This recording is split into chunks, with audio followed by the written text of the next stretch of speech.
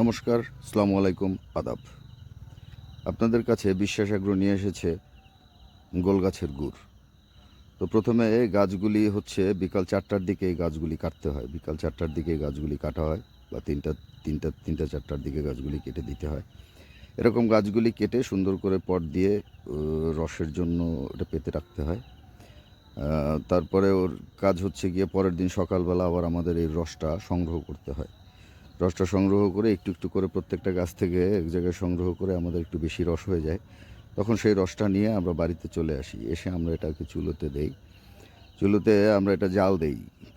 কাঠের মাধ্যমে জাল দেই। তার কারণ হচ্ছে এটা খড় দিয়ে দিলে খড়ের একটা গন্ধ থাকে। আবার একটু মাঝে মাঝে খেয়েও দেখতে হয় রসের টেস্ট কেমন।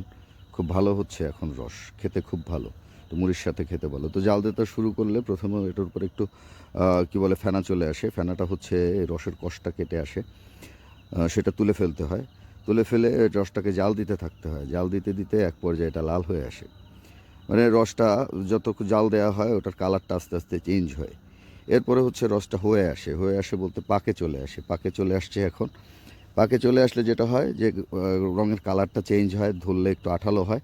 এরপরে গুড়টা তুলে ফেলতে হয়। তুলে এটাকে আস্তে থাকতে হয়। আস্তে আস্তে একসময় এটার কালারটা পরিবর্তন হয়ে আসে গুড়ের, এবং গুড়ের গুণগত মানটা সুন্দর হয়। বলতে গেলে খেতেও বেশ ভালো হয়।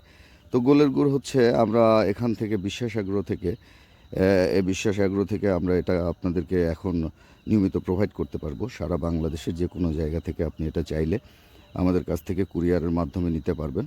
এবং এটা হচ্ছে একদম নিজেদের হাতে তৈরি করা, নিজের হাতে তৈরি করা। মায়ের স্পর্শ আছে এর মধ্যে।